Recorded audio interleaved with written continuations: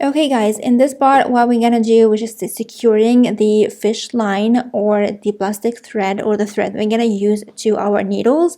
It's very important. So what I'm gonna do, I'm gonna make two knots to make it like secure. If you're gonna use a normal thread, you can use a normal thread as well, but I like to use a fish line because it's stronger. It's a fine one, so it's stronger and at the same time will make everything flexible.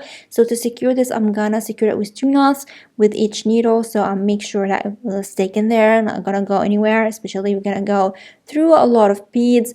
Adding the needles is perfect because it makes it so much easier to go and thread the fish line through the needles. I'm sorry it was in the lower part of the screen, but that's what I'm doing. I'm just like securing the fish line to my thread, and I'm gonna start with the smallest bead first, and then I'm gonna work my way up to the middle and the larger later on. And I'm using 1.5 meters of thread or of fish line in this one. So let's start the first line or the first part of our project.